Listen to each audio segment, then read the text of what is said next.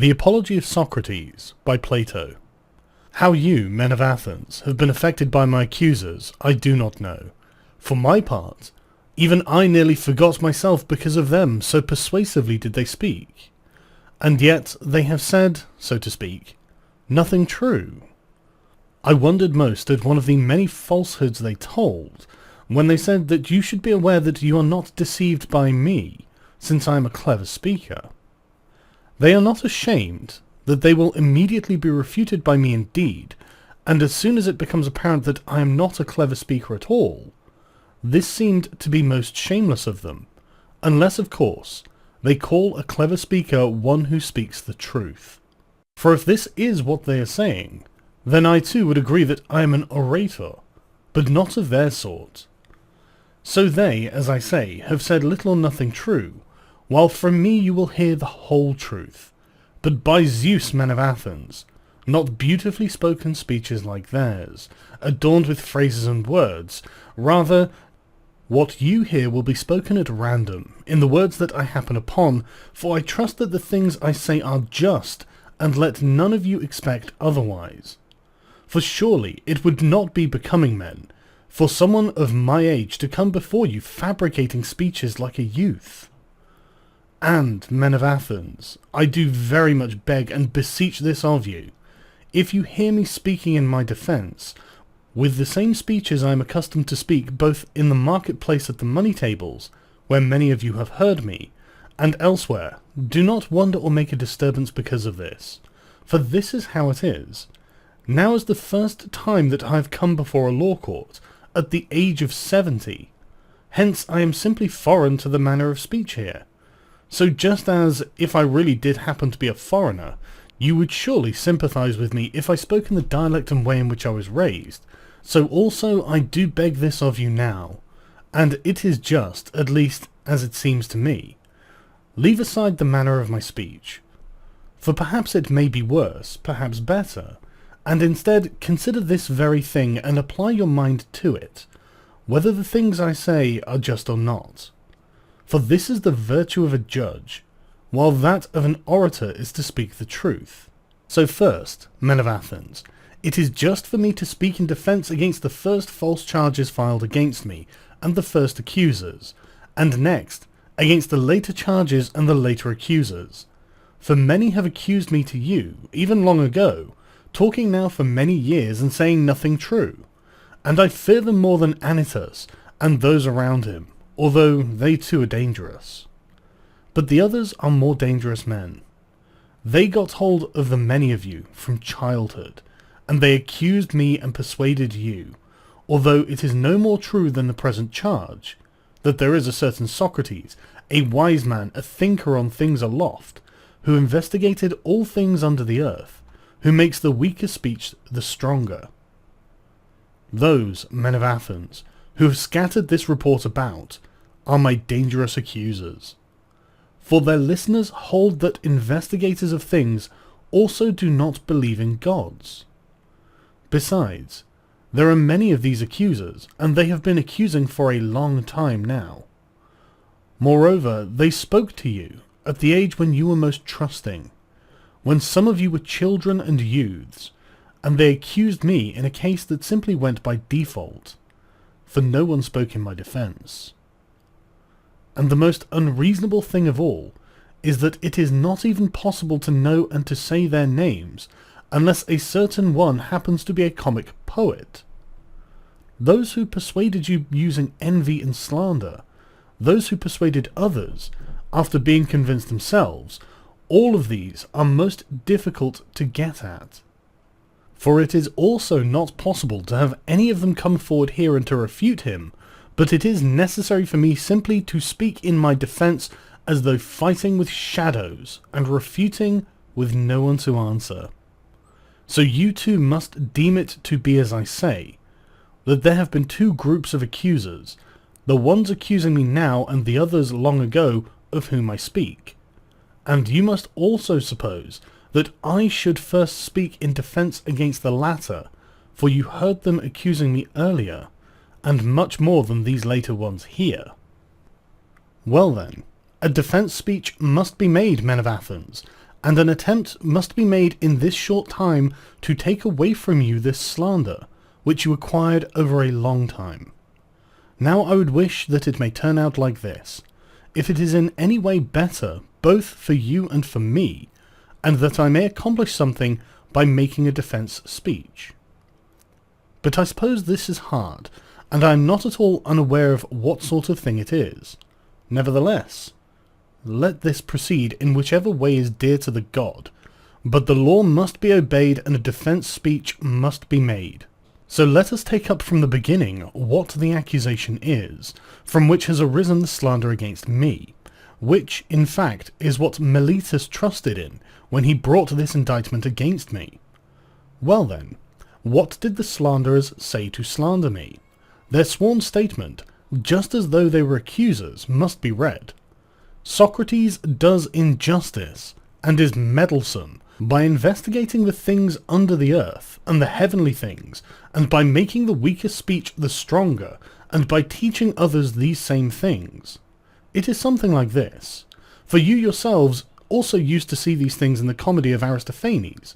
A certain Socrates was carried around there, claiming that he was treading on air and spouting much other drivel about which I have no expertise, either much or little. If anyone is wise in such things, may I never be prosecuted with such great lawsuits by Meletus. But in fact I, men of Athens, have no share in these things. Again, I offer many of you as the witnesses, and I maintain that you should teach and tell each other, those of you who have ever heard me conversing, and there are many of such among you. Tell each other, then, if any of you ever heard me conversing about such things, either much or little, and from this you will recognize that the same holds also for other things that many say about me. But in fact, none of these things is so. And if you have heard from anyone that I attempt to educate human beings and make money from it, that is not true either. Though this too seems to me to be noble, if one should be able to educate human beings like Gorgias of Leontini, and Prodicus of Ceos, and Hippias of Elise, for each of them, men, is able, going into each of the cities, to persuade the young, who can associate with whomever of their own citizens they wish to for free, they persuade these young men to leave off their associations with the latter, and to associate with themselves instead, and to give them money and acknowledge gratitude besides.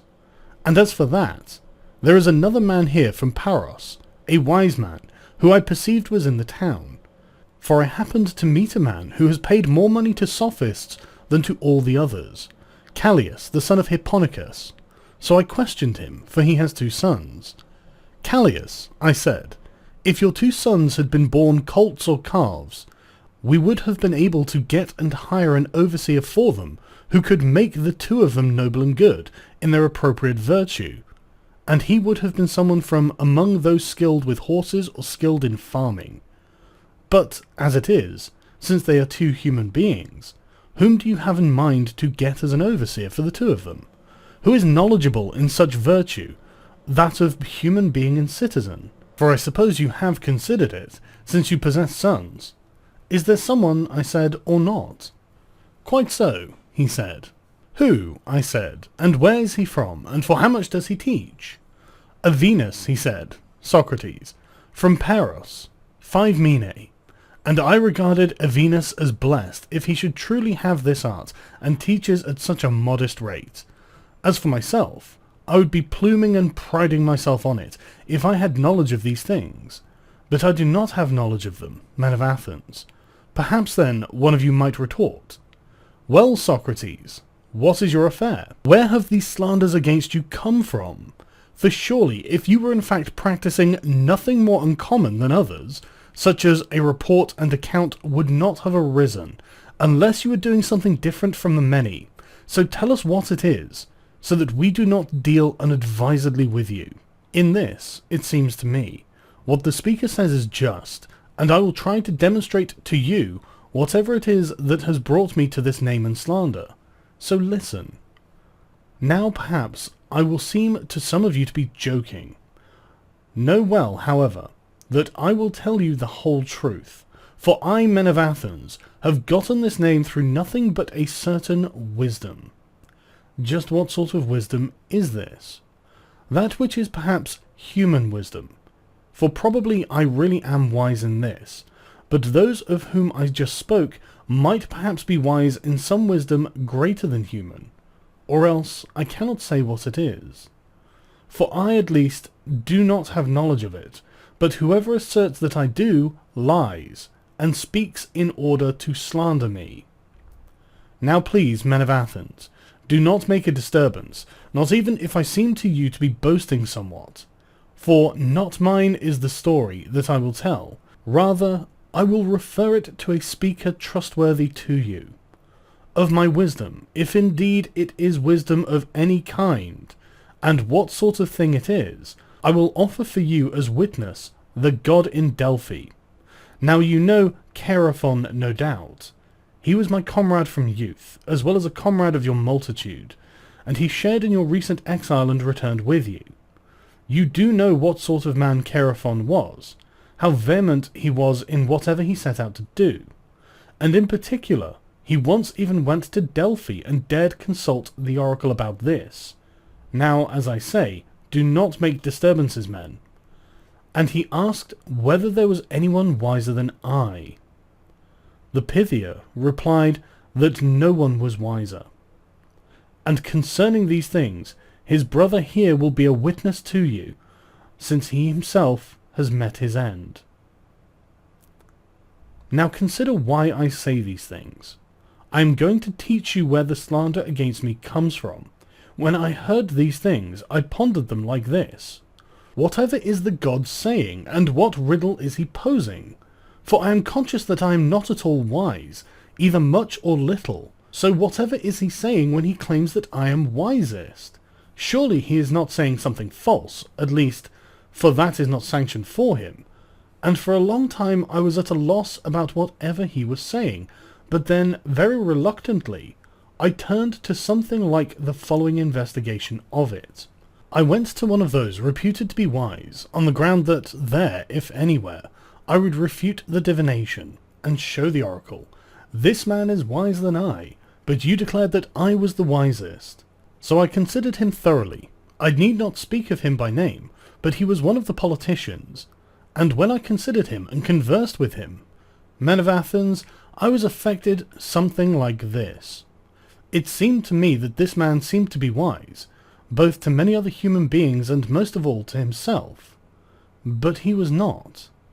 And then I tried to show him that he supposed he was wise, but was not. So from this I became hateful to both him and to many of those present. For my part, I went away. I reasoned with regard to myself. I am wiser than this human being, for probably neither of us knows anything noble and good, but he supposes he knows something when he does not know, while I, just as I do not know, do not even suppose that I do. I am likely to be a little bit wiser than he in this very thing, that whatever I do not know, I do not even suppose I know. From there I went to someone else, to one of those reputed to be wiser than he, and these things seemed to me to be the same, and there I became hateful to both him and to many others. After this then, I kept going to one after another, all the while perceiving with pain and fear that I was becoming hated. Nevertheless, it seemed to be necessary to regard the matter of the god as most important, so I had to go, in considering what the oracle was saying, to all those reputed to know something. And by the dog, men of Athens, for it is necessary to speak truth before you, I swear I was affected something like this. Those with the best reputations seemed to me nearly the most deficient in my investigation accordance with the god, while others with more paltry reputations seemed to be men more fit in regard to being prudent. Indeed, I must display my wandering to you as a performing of certain labours, so that the divination would turn out to be unrefuted. After the politicians, I went to the poets, those of tragedies and dithyrambs, and the others, in order that I would catch myself in the act of being more ignorant than they. So I would take up those poems of theirs which it seemed to me they had worked on the most, and I would ask them thoroughly what they meant, so that I might learn something from them at the same time. I am ashamed to tell you the truth, men. Nevertheless, it must be said. Almost everyone present, so to speak, would have spoken better than the poets did about the poetry that they themselves had made. So again, also concerning the poets, I soon recognized that they do not make what they make by wisdom, but by some sort of nature while inspired, like the diviners and those who deliver oracles, for they too say many noble things, but they know nothing of what they speak. It was apparent to me that the poets are also affected in the same sort of way. At the same time, I perceived that they were supposed, on account of their poetry, that they were the wisest of human beings also in the other things in which they were not. So I went away from there too, supposing that I had turned out to be superior to them in the very same thing which I was to the politicians. Finally then, I went to the manual artisans, for I was conscious that I had knowledge of nothing, so to speak, but I knew that I would discover that they, at least, had the knowledge of many noble things. And I was not played false about this. They did have knowledge of things which I did not have knowledge of, and in this way they were wiser than I. But, men of Athens, the good craftsman also seemed to me to go wrong in the same way as the poets, because he performed his art nobly. Each one deemed himself wisest in all other things, the greatest things, and this discordant note of theirs seemed to hide that wisdom. So I asked myself, on behalf of the oracle, whether I should prefer to be as I am, being in no way wise in their wisdom, or ignorant in their ignorance, or to have both things that they have. I answered myself in the oracle that it profits me to be just as I am. This is the examination, men of Athens, from which I have incurred many hatreds, the sort that are harshest and gravest, so that many slanders have arisen from them, and I got this name of being wise. For the present, on each occasion, suppose that I myself am wise in the things concerning which I refute someone else, whereas it is probable, men, that really the God is wise, and that in this oracle he is saying that human wisdom is worth little or nothing, and he appears to say this of Socrates, and to have made use of my name in order to make me a pattern, as if he would say, that one of you, O human beings, is wisest, who, like Socrates, has become cognizant in the truth that he is worth nothing with respect to wisdom. That is why even now I still go around seeking and investigating, in accordance with the God, any townsman or foreigner I suppose to be wise. And whenever someone does not seem so to me, I come to the God's aid and show that he is not wise. And because of this occupation, I have had no leisure, either to do any of the things of the city worth speaking of, or any of the things of my family. Instead, I am in 10,000-fold poverty, because of my devotion to the God. In addition to these things, the young who follow me of their own accord, those who have the most leisure, the sons of the wealthiest, enjoy hearing human beings examined, and they themselves often imitate me, and in turn they attempt to examine others. And then, I suppose, they discover a great abundance of human beings who suppose they know something but know little or nothing. Thereupon those examined by them are angry at me, not at themselves, and they say that Socrates is someone most disgusting and that he corrupts the young. And whenever someone asks them, by doing and teaching what, they have nothing to say but are ignorant. So in order not to seem to be at a loss, they say things that are ready at hand against all who philosophize, the things aloft and under the earth, and not believing in the gods, and making the weaker speech the stronger. For I do not suppose they would be willing to speak the truth, that it becomes quite clear that they pretend to know, but know nothing. So since they are, I suppose, ambitious and vehement, and many, and since they speak about me in an organized and persuasive way, they have filled up your ears, slandering me vehemently for a long time. From among these men, Meletus attacked me, and Anytus, and Lycon, Meletus being vexed on behalf of the poets, Anytus on behalf of the craftsmen and the politicians, and Lycon on behalf of the orators. Therefore, as I said when I began, it would be a wonder to me if I should be able in this short time to take away from you this slander which has become so great. This is the truth for you, men of Athens. I am hiding nothing from you, either great or small in my speech, nor am I holding anything back. And yet I know rather well that I incur hatred by these very things, which is also a proof that I speak the truth, and this is the slander against me, and these are its causes. Whether you investigate these things now or later, you will discover that this is so. So about the things which the first accusers accused me of, let this be a sufficient defence speech for you. But against Meletus, the good and patriotic, as he says, and the later accusers, I will try to speak next in my defence. Now again, just as though these were other accusers, let us take up their sworn statement. It is something like this.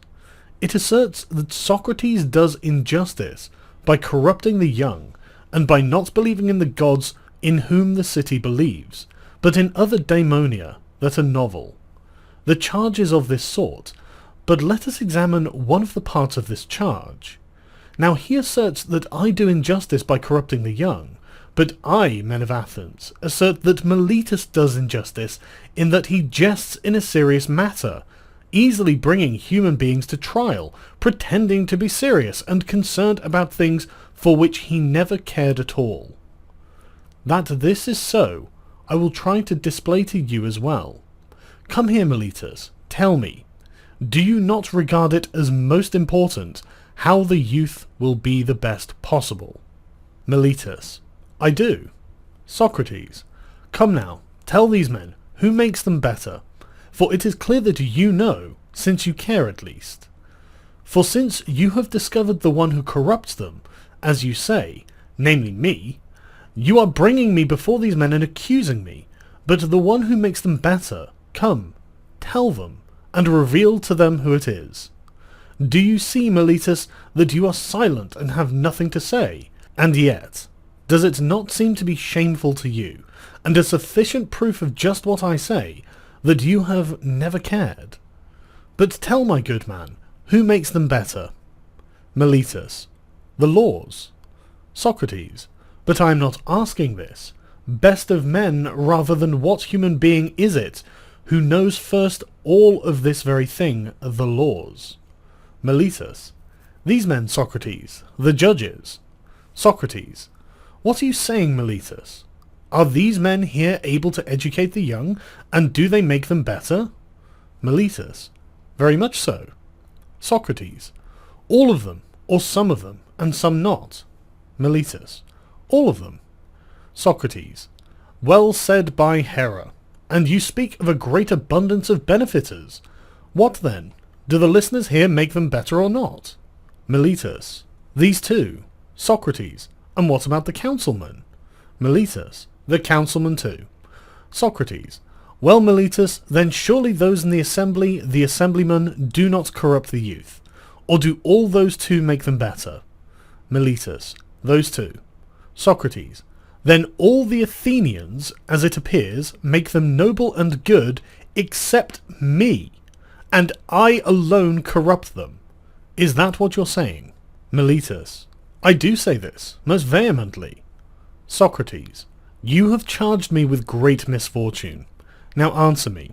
Does it seem to you to be also so concerning horses, that all human beings make them better, while one certain one is the corrupter? Or is it wholly opposite to this, that one certain one is able to make them better, or very few, those skilled with horses, while the many, if they ever associate with horses and use them, corrupt them? Is this not so, Meletus, both concerning horses and the other animals? Of course it is, altogether so, whether you and Anytus deny or affirm it. For it would be a great happiness for the young if one alone corrupts them, while the others benefit them.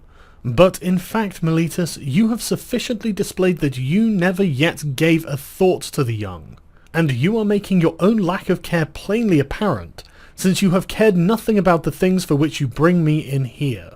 But tell us further, Meletus, before Zeus, whether it is better to dwell among upright citizens or villainous ones.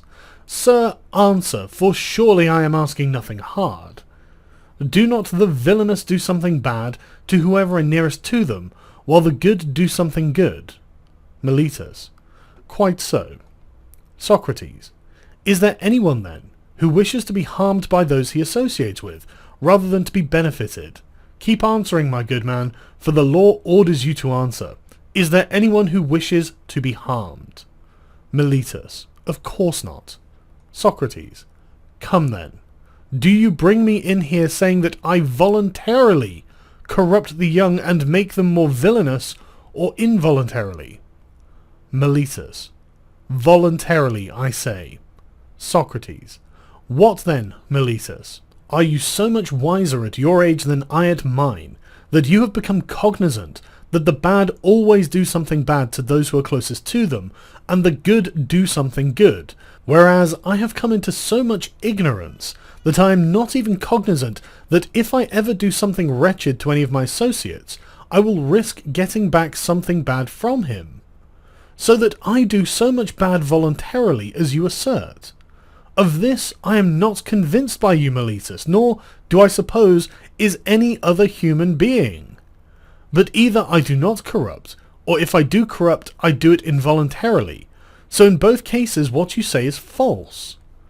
And if I corrupt involuntarily, the law is not that you bring me in here for such involuntary wrongs, but that you take me aside in private to teach and admonish me. For it is clear that if I learn, I will at least stop doing what I do involuntarily. But you avoided associating with me and teaching me, and you were not willing to, but instead you brought me in here, where the law is to bring those in need of punishment, not learning. But in fact, men of Athens, what I was saying was already clear, that Meletus never cared about these things either much or little. Nevertheless, speak to us. How do you say that I corrupt the youth, Meletus? Or is it clear, according to the indictment that you brought, that is by teaching them not to believe in the gods whom the city believes, but in other daemonia that are novel? Do you not say that it is by teaching these things that I corrupt them? Meletus. I certainly do say this, most vehemently. Socrates.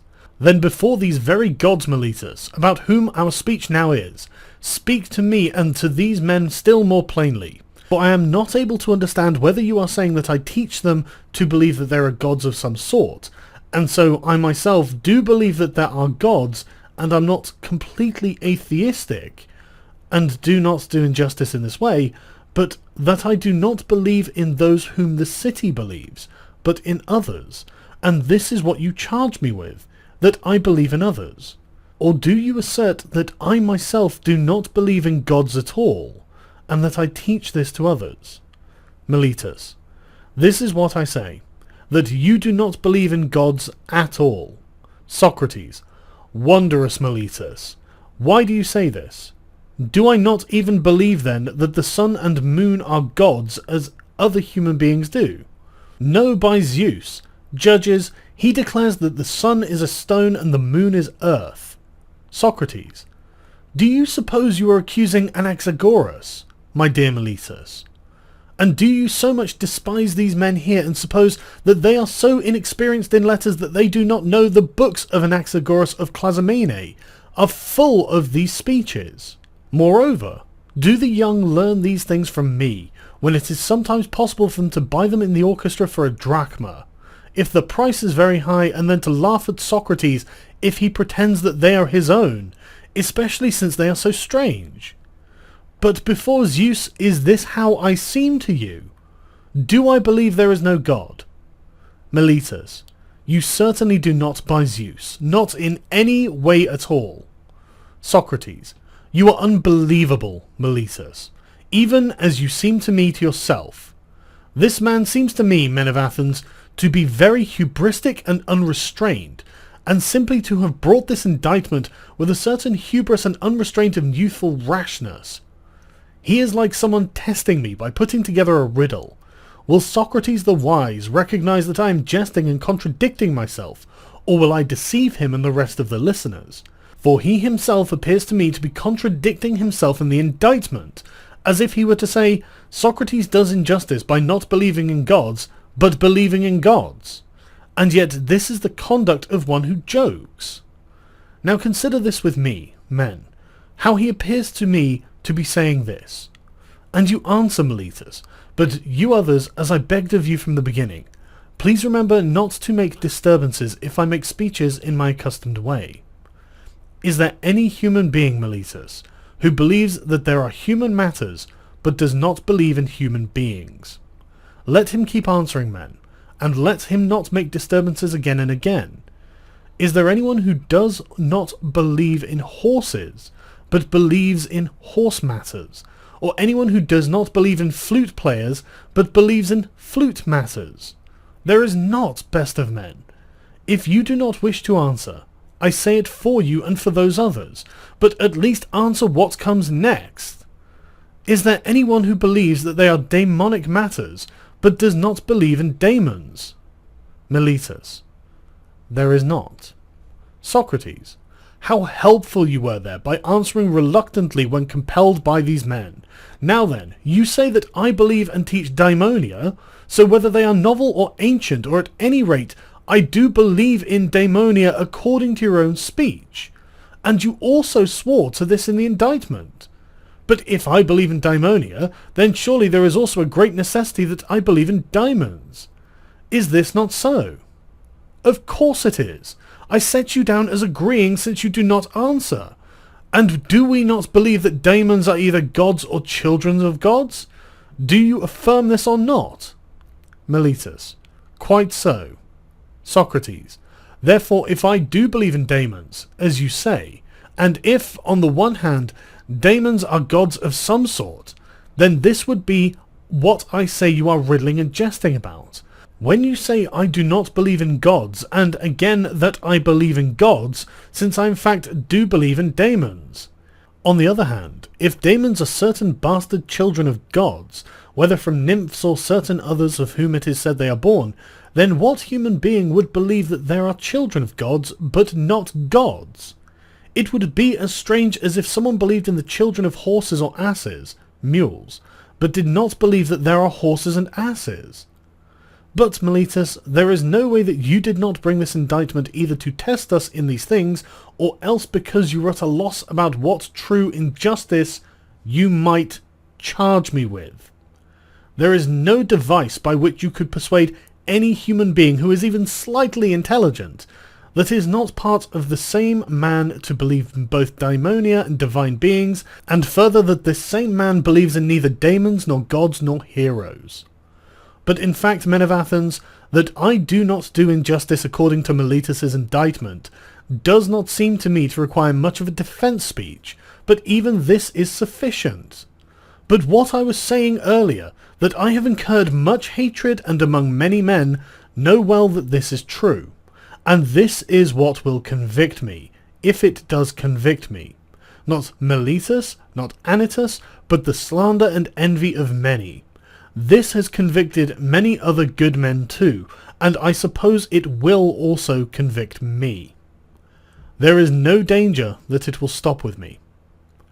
Perhaps then, someone might say, then are you not ashamed, Socrates, of having followed the sort of pursuit from which you now run the risk of dying? I would respond to him with just a speech. What you say is ignoble, fellow. If you suppose that a man who is of even a little benefit should take into account the danger of living or dying, but not rather consider this alone whenever he acts, whether his actions are just or unjust, and the deeds of a good man or bad. For according to your speech, those of the demigods who met their end at Troy would be paltry, especially the son of Thetis. Rather than endure anything shameful, he despised danger so much that when his mother, a goddess, spoke to him as he was eager to kill Hector, something like this, as I suppose, "Son, if you avenge the murder of your comrade Patroclus and kill Hector, you yourself will die, for straight away, she says, after Hector your fate is ready at hand." He, upon hearing this, belittled death and danger, fearing much more to live as a bad man and not avenge his friends. Straightway he says, "May I die after I inflict a penalty on the doer of injustice, so that I may not stay here ridiculous beside the curved ships, a burden on the land." Surely you do not suppose that he gave any thought to death and danger? This is the way it is, men of Athens, in truth. Whenever someone stations himself, holding that it is best, or wherever he is stationed by a ruler, there he must stay and run the risk, as it seems to me, and not take into account death or anything else compared to what is shameful.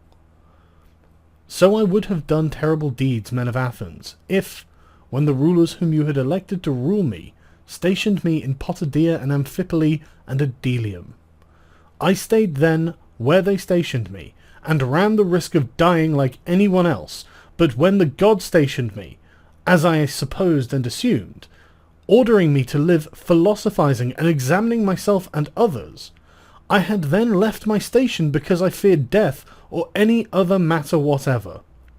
Terrible that would be, and truly when someone might justly bring me into a law court, saying that I do not believe that there are gods, since I would be disobeying the divination, and fearing death, and supposing that I am wise when I am not. For to fear death, men, is in fact nothing other than to seem wise, but not to be so. For it is to seem to know that one does not know. No one knows whether death does not even happen to be the greatest of all goods for the human being, but people fear it as though they knew well that it is the greatest of evils. And how is this not that reproachable ignorance of supposing that one knows what one does not know? But I, men, am perhaps distinguished from the many human beings also here in this, and if I were to say that I am wiser than anyone in anything, it would be in this, that since I do not know sufficiently about the things in Hades, so also I suppose that I do not know. But I do know that it is bad and shameful to do injustice and to disobey one's better, whether god or human being. So compared to the bad things which I know are bad, I will never fear or flee the things about which I do not know whether they can even happen to be good. So that not even if you let me go now, and if you disobey Anytus, who said that either I should not have been brought in here in the beginning, or since I was brought in, that it is not possible not to kill me. He said before you that if I am acquitted, soon your sons, pursuing what Socrates teaches, will all be completely corrupted. If you would say to me with regard to this, Socrates, for now we will not obey Anytus, we will let you go, but on this condition, that you no longer spend time in this investigation or philosophize, and if you are caught still doing this, you will die. If you would let me go then, as I said on these occasions, I would say to you, I, men of Athens, salute you and love you, but I will obey the god rather than you. And as long as I breathe and I am able to, I will certainly not stop philosophizing, and I will exhort you, and explain this to whomever of you I happen to meet, and I will speak just the sort of things I am accustomed to. Best of men, you are an Athenian, from the city that is greatest and best reputed for wisdom and strength. Are you not ashamed that you care for having as much money as possible, and reputation and honour, but that you neither care for nor give thought to prudence and truth, and how your soul will be the best possible?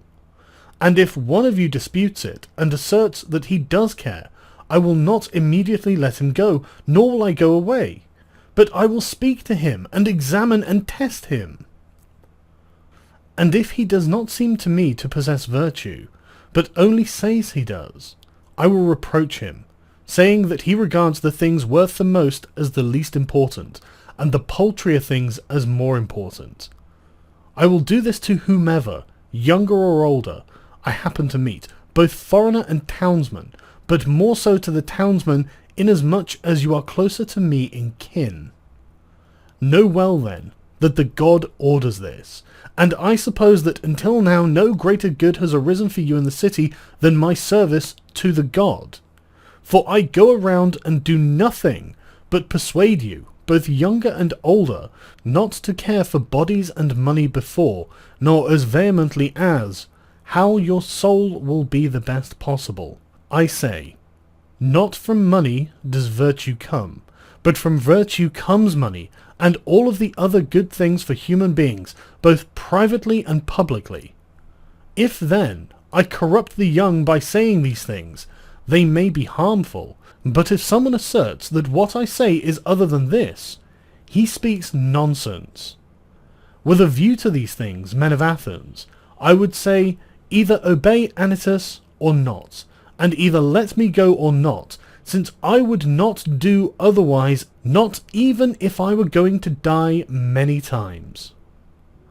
Do not make disturbances, men of Athens, but abide by what I begged of you, not to make disturbances at the things I say, but to listen. For as I suppose, you will even be helped by listening. For in fact, I am going to tell you certain other things at which you will perhaps cry out. But do not do this in any way, for know well that if you kill me, since I am the sort of man that I say I am, you will not harm me more than yourselves. For Meletus or Anytus would not harm me, he would not even be able to. For I do not suppose it is sanctioned that a better man be harmed by worse. Perhaps, however, he might kill or banish or dishonour me, but this man no doubt supposes, and others too, that these are great evils, while I do not suppose that these are, but much rather doing what this man here is now doing, attempting to kill a man unjustly. So I, men of Athens, am now far from making a defence speech on my own behalf, as someone might suppose. I do it rather on your behalf, so that you do not do something wrong concerning the gift of the god to you, by voting to condemn me. For if you kill me, you will not easily discover another of my sort, who, even if it is a rather ridiculous thing to say, has simply been set upon the city by the god, as though upon a great and well-born horse, who is rather sluggish because of his great size, and needs to be awakened by some gadfly. Just so, in fact, the god seems to me to have set me upon the city as someone of this sort. I awaken and persuade and reproach each one of you, and I do not stop settling down everywhere upon you the whole day. Someone else of this sort will certainly not easily arise for you men. Well, if you obey me, you will spare me, but perhaps you may be vexed, like the drowsy when they are awakened, and if you obey Anytus and slap me, you would easily kill me. Then you would spend the rest of your lives asleep, unless the god sends you someone else in his concern for you. That I happen to be someone of this sort, given to the city by the god, you might apprehend from this. It does not seem human, on one hand, that I have been careless of all my own things, and that for so many years now I have endured that the things of my family be uncared for, and on the other hand, that I always do your business, going to each of you privately, as a father or an older brother might do, persuading you to care for virtue. If I was getting something out of this, and if I was receiving pay while I exhorted you to these things, then it would be somewhat reasonable. But as it is, even you yourselves see that the accusers, who accused me so shamelessly in everything else, in this have not been able to become so utterly shameless as to offer a witness to assert that I ever took any pay or asked for it. For, I suppose, I offer a sufficient witness that I speak the truth. My poverty. Perhaps then, it might seem to be strange that I do go around counselling these things and being a busybody in private, but that in public I do not dare go up before your multitude to counsel the city. The cause of this is what you have heard me speak of in many times and in many places, that something divine and daemonic comes to me, a voice, which of course is also what Meletus wrote about in the indictment, making a comedy over it. This is something which began for me in childhood. A sort of voice comes, and whenever it comes, it always turns me away from whatever I am about to do, but never turns me forward. This is what opposes my political activity, and its opposition seems to me altogether noble. For know well, men of Athens, if I had long ago attempted to be politically active, I would long ago have perished, and I would have benefited neither you nor myself. Now do not be vexed with me when I speak the truth, for there is no human being who will preserve his life if he genuinely opposes either you or any other multitude and prevents many unjust and unlawful things from happening in the city. Rather, if someone who really fights for the just is going to preserve himself, even for a short time, it is necessary for him to lead a private rather than public life. I, for my part, will offer you great proofs of these things for you. Not speeches, but what you honour. Deeds. Do listen to what happened to me, so that you may see that I would not yield to even one man against the just because of a fear of death, even if I were to perish by refusing to yield. I will tell you vulgar things, typical of the law courts, but true. I, men of Athens, never held any office in the city except for once being on the council. And it happened that our tribe, Antiochus, held the prytany, when you wished to judge the 10 generals, the ones who did not pick up the men from the naval battle, as a group, unlawfully, as it seemed to all of you in the time afterwards. I alone of the Prytanes opposed your doing anything against the laws then, and I voted against it. And although the orators were ready to indict me and arrest me, and you were ordering and shouting, I supposed that I should run the risk with the law and the just rather than side with you because of fear of prison and death, when you were counselling unjust things. Now this was when the city was still under the democracy. But again, when the oligarchy came to be, the 30 summoned 5 of us to the Tholos. They ordered us to arrest Leon the Salaminian, and bring him from Salamis to die. They ordered many others to do many things of this sort, wishing that as many as possible would be implicated in the responsibility. Then, however, I showed again, not in speech but in deed, that I do not even care about death in any way at all, if it is not too crude to say so, but that my whole care is to commit no unjust or impious deed. That government, as strong as it was, did not shock me into doing anything unjust. When we came out of the Tholos, the other 4 went to Salamis and arrested Leon, but I departed and went home. And perhaps I would have died because of this, if that government had not been quickly overthrown. And you will have many witnesses of these things. Do you suppose, then, that I would have survived so many years if I had been publicly active and had acted in a manner worthy of a good man, coming to the aid of the just things, and as one ought, regarding this as most important? Far from it, men of Athens, nor would any other human being. But through all my life, if ever I was active in public at all, it is apparent that I was the sort of man, and in private I was the same, who never conceded anything to anyone contrary to the just, neither to anyone else nor to any of those whom my slanderers say are my students.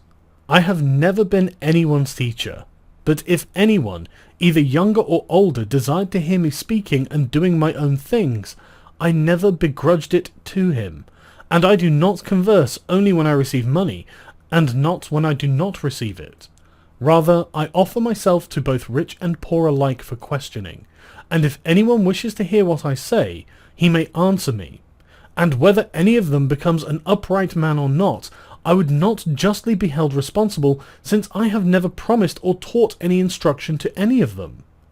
If someone says that he has ever learned from me, or heard privately anything that everyone else did not know well that he does not speak the truth. But why then do some enjoy spending so much time with me? You have heard, men of Athens. I told you the whole truth. It is because they enjoy hearing men examined, who suppose they are wise but are not. For it is not unpleasant. I have been ordered to this practice by the god, as I affirm from divinations and from dreams, and in every way that any divine allotment ever ordered a human being to practice anything at all. These things, men of Athens, are both true and easy to test. Now if, for my part, I am corrupting some of the young, and have already corrupted others, and if any of them, when they became older, had recognized that I ever counselled them badly in anything while they were young, then now, no doubt, they should have come forward to accuse me and take their vengeance. If they themselves were not willing to, then some of their families, fathers and brothers and their other relatives, should now have remembered it and taken their vengeance if their families had suffered anything bad from me. In any event, there are present here many of them whom I see.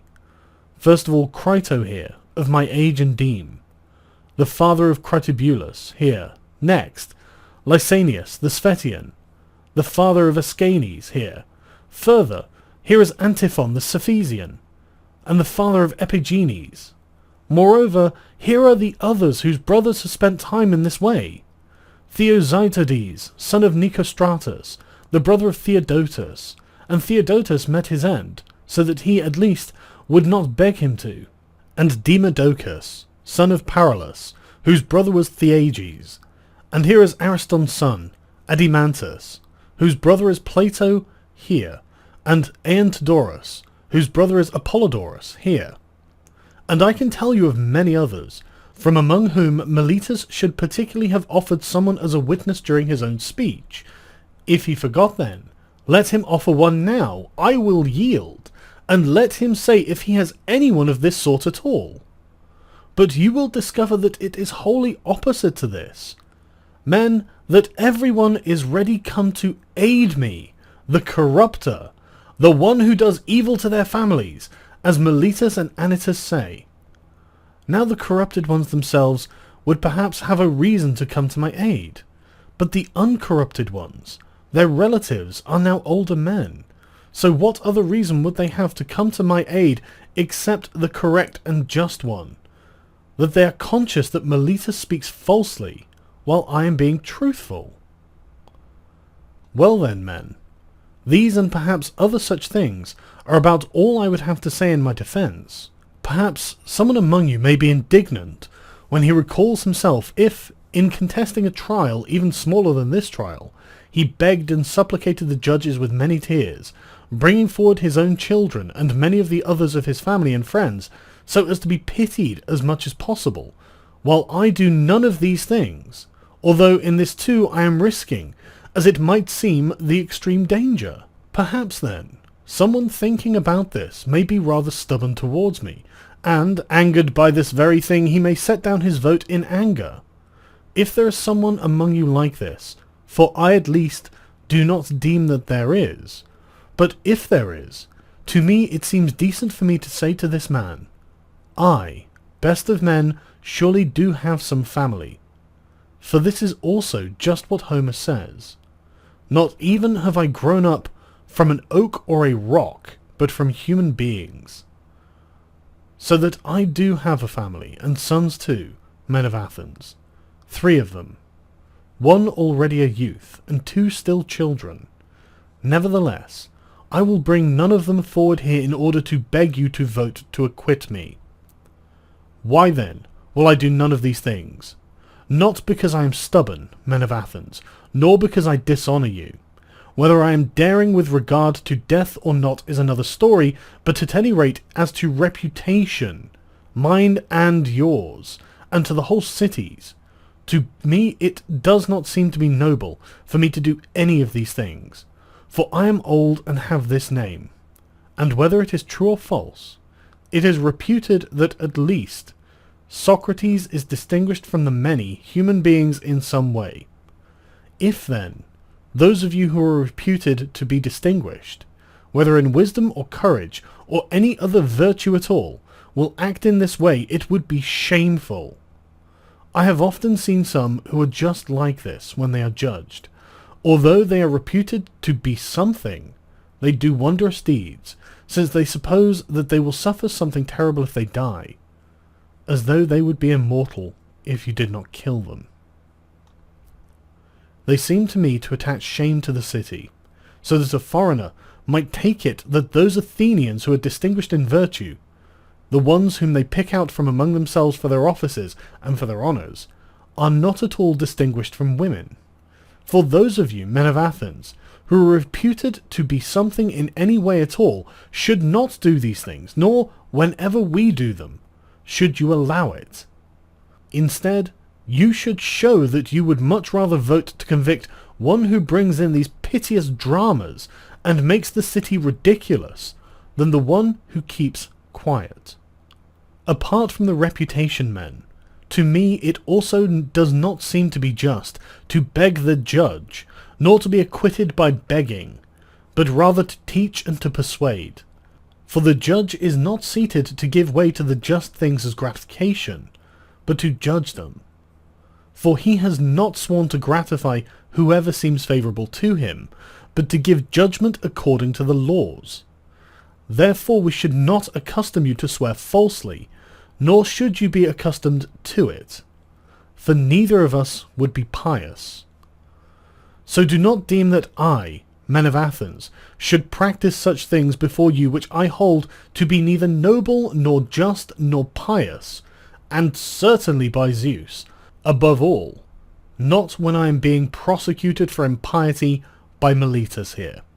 For plainly, if I should persuade and force you by begging, after you have sworn an oath, I would be teaching you not to hold that there are gods, and in making my defence speech I would simply be accusing myself of not believing in gods. But that is by far from being so, for I believe, men of Athens, as none of my accusers does, and I turn it over to you, and to the god to judge me, in whatever way is going to be best for both me and for you. The jury votes on Socrates' innocence or guilt, and a majority finds him guilty as charged. Meletus then makes a speech proposing the death penalty, and Socrates must offer a counter-proposal. Many things contribute to my not being indignant, men of Athens, at what has happened. That you voted to convict me, and one of them is that what has happened was not unexpected by me. But I wonder much more at the number of the votes on each side. For I at least did not suppose it would be by so little, but by much. But as it is, and is rely, if only 30 of the votes had fallen differently, I would have been acquitted. So as it seems to me, I have even now been acquitted, as far as Meletus is concerned, and not only have I been acquitted, but it is clear to everyone if Anytus and Lycon had not come forward to accuse me, he would not have had to pay a fine of 1,000 drachmae, since he would not have had gotten a fifth of the votes. At any rate, the man proposes death as my desert. Well then, what counter-proposal shall I make to you, men of Athens? Or is it not clear that it should be whatever I am worthy of? What then?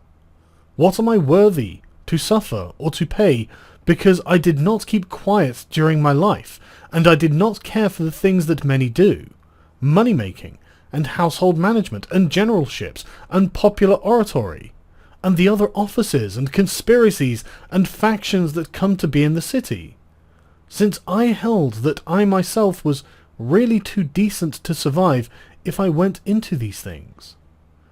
I did not go into matters where, if I did go, I was going to be of no benefit either to you or to myself. Instead, I went to each of you privately, to perform the greatest benefaction, as I affirm, and I attempted to persuade each of you not to care for any of his own things until he cares for himself. How he will be the best and most prudent possible, nor to care for the things of the city until he cares for the city itself, and so to care for the other things in the same way. What then, am I worthy to suffer, being such as this? Something good, men of Athens, at least if you give me what I deserve according to my worth in truth. And besides, a good of a sort that would be fitting to me. What then is fitting for a poor man, a benefactor, who needs to have leisure to exhort you? There is nothing more fitting, men of Athens, than for such a man to be given his meals in the Prytaneum, much more so than if any of you has won a victory at the Olympia with a horse or two, or a 4-horse chariot, for he makes you seem happy, while I make you be so. And he is not in need of sustenance, while I am in need of it. So if I must propose what I am worthy of, in accordance with the just, I propose this, to given my meals in the Prytaneum. Perhaps then, when I say this, I seem to you to speak in nearly the same way as when I spoke about lament and supplication, quite stubbornly. It is not like that, men of Athens, but rather like this. I am convinced that I do not do injustice to any human being voluntarily, but I am not persuading you of this, for we have conversed with each other in a short time, and since, as I suppose, if you had a law like any other human beings, not to judge anyone in a matter of death in one day alone but over many, you would be persuaded. But as it is not easy, in a short time, to do away with any great slanders. I, being convinced indeed that I do not do injustice to anyone, am far from doing injustice to myself, and from saying against myself that I am worthy of something bad, and from proposing this sort of thing as my desert. What would I fear? That I might suffer what Meletus proposes for me, about which I say I do not know whether is good or bad. Or instead of this, should I choose something from among the things that I know well are bad and propose that? Should it be prison? And why should I live in jail, enslaved to the authority that is regularly established there, the 11? Or money, and imprisonment until I pay? But for me this is the same as what I was just saying now, for I have no money to pay. Well, should I propose exile then?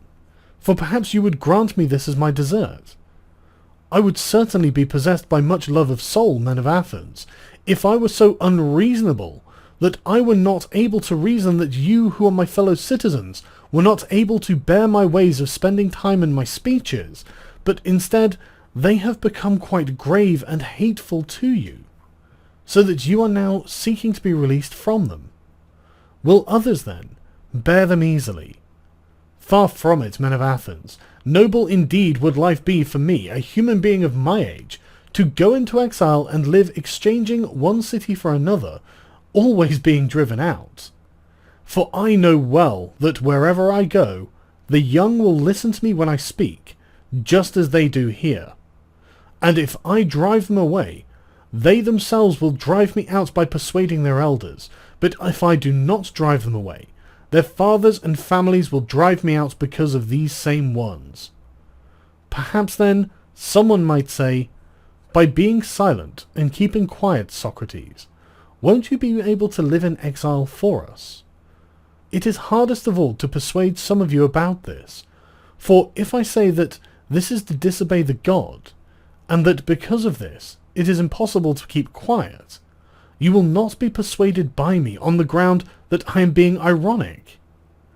And on the other hand, if I say that this even happens to be a very great good for a human being, to make speeches every day about virtue, and the other things about which you hear me conversing and examining both myself and others, and that the unexamined life is not worth living for a human being, you will be persuaded by me still less when I say these things. This is the way it is, as I affirm, men, but to persuade you is not easy. And at the same time I am not accustomed to deem myself worthy of anything bad, for if I had money, I would have proposed as much money as I could pay, for that would not harm me. But as it is, I do not have any, unless, of course, you would wish me to propose as much money as I am able to pay. Perhaps I would be able to pay you, say, a mina of silver. So I propose that much. But Plato here, men of Athens, and Crito, and Critobulus, and Apollodorus, bid me to propose 30 minae, and they will stand as the guarantors. So I propose that much, and they will be trustworthy guarantors of the money for you. Voting between penalties proposed by the accuser and the accused, the jury condemns Socrates to death. He has time to make some further remarks before he is taken away to prison to await execution. For the sake of a little time, men of Athens, you will get a name and be charged with a responsibility by those wishing to revile the city for having killed Socrates, a wise man. For those wishing to reproach you will assert that I am wise even if I am not. At any rate, if you had waited a short time, this would have come about for you of its own accord. You see that my age is already far advanced in life, and close to death. I say this not to all of you, but to those who voted to condemn me to death. I also say the following to these same ones. Perhaps you suppose, men of Athens, that I have been convicted because I was at a loss for the sort of speeches that would have persuaded you, if I had supposed that I should do and say anything at all to escape the penalty. Far from it. Rather, I have been convicted because I was at a loss, not however for speeches, but for daring and shamelessness, and willingness to say the sorts of things to you that you would have been most pleased to hear, me wailing and lamenting, and doing and saying many other things unworthy of me, as I affirm, such things as you have been accustomed to hear from others. But neither did I then suppose that I should do anything unsuitable for a free man, because of the danger, nor do I now regret that I made my defence speech like this. I much prefer to die having made my defence speech in this way than to live in that way. For neither in a court case nor in a war should I or anyone else devise a way to escape death by doing anything at all. In battles it often becomes clear that one might escape death, at least by letting go of his arms and turning around to supplicate his pursuers. And there are many other devices to escape death in each of the dangers, if one dares to do and say anything at all. But I suspect it is not hard, men, to escape death, but it is much harder to escape villainy, for it runs faster than death, and now I, since I am slow and old, am caught by the slower, while my accusers, since they are clever and sharp, are caught by the faster, by evil. And now I go away, condemned by you to pay the penalty of death, while they have been convicted by the truth of wretchedness and injustice. I abide by my penalty, and so do they. Perhaps these things even had to be so, and I suppose there is a due measure in them.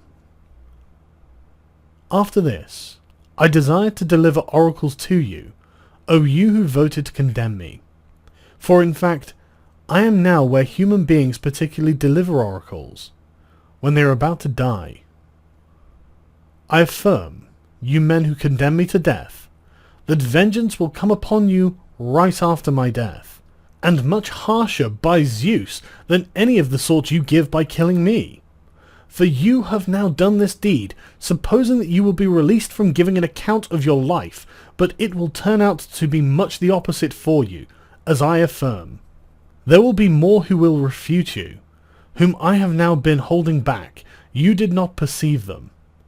And they will be harsher, inasmuch as they are younger, and you will be more indignant. For if you suppose that by killing human beings you will prevent someone from reproaching you for not living correctly, you do not think nobly. For that kind of release is not at all possible or noble.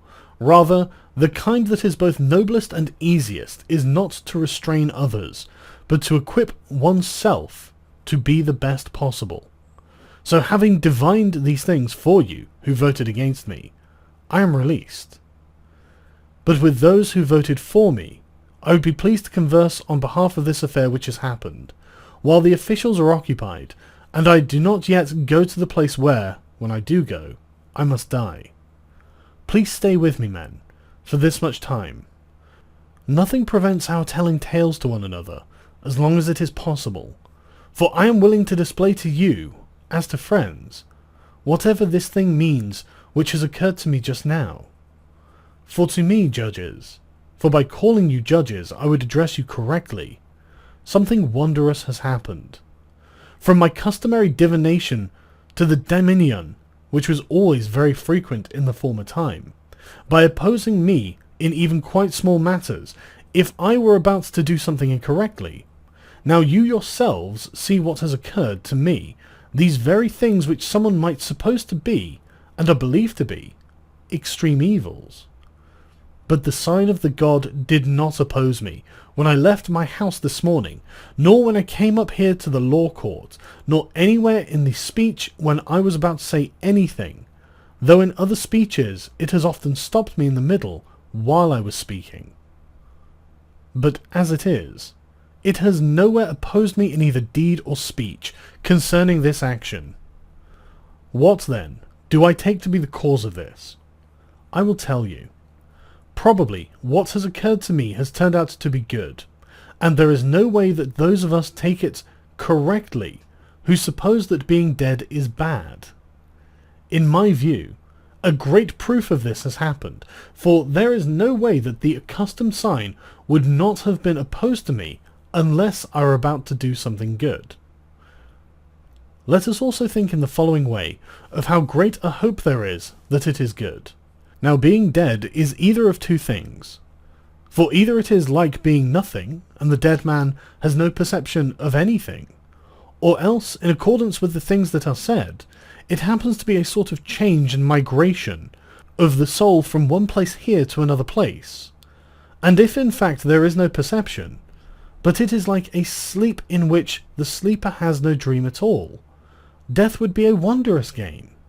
For I suppose that if someone had to select that night in which he slept so soundly that he did not even dream, and to compare it to the other nights and days of his own life with that night, then had to say, on consideration, how many days and nights in his own life he has lived better and more pleasantly than that night, then I suppose that the great king himself, not to mention some private man, would discover that they are easily to count in comparison with the other days and nights. So if death is something like this, I at least say it is a gain. For all time appears in this way indeed to be nothing more than one night. On the other hand, if death is like a journey from here to another place, and if the things that are said are true, that in fact all the dead are there, then what greater good could there be than this, judges? For if one arrives in Hades, released from those who claim to be judges, will find those who are judges in truth, the very ones who are said to give judgment there, Minos and Rhadamanthus, Aeacus and Triptolemus, and those of the other demigods who turned out to be just in their own lives. Would this journey be a paltry one? Or again to associate with Orpheus and Musaeus, and Hesiod and Homer, how much would any of you give? For I am willing to die many times if these things are true, especially since for myself spending time there would be wondrous. Whenever I happen to meet Palamedes and Telamonian Ajax, or anyone else of the ancients who died because of an unjust judgment, I would compare my own experiences with theirs, as I suppose it would not be unpleasant, and certainly the greatest thing is that I would pass my time examining and searching out among those there, just as I do to those here. Who among them is wise, and who supposes he is but is not? How much would one give, judges, to examine him who led the great army against Troy, or Odysseus, or Sisyphus, or the 1,000 others whom one might mention, both men and women, to converse and to associate with them, and to examine them there would be inconceivable happiness. Certainly those there surely do not kill on this account. For those there are happier than those here, not only in other things, but also in things that they are immortal henceforth for the rest of time, at least if the things that are said are in fact true. But you too, judges, should be of good hope towards death, and you should think this one thing to be true, that there is nothing bad for a good man, whether living or dead, that the gods are not without care for his troubles. Nor have my present troubles arisen of their own accord, but it is clear to me that it is now better, after all, for me to be dead and to have been released from my troubles. This is also why the sign did not turn me away anywhere. And I at least am not at all angry at those who voted to condemn me and at my accusers. And yet, it was not with this thought in mind that they voted to condemn me and accused me. Rather, they supposed they would harm me. For this they are worthy of blame. This much, however, I beg of them.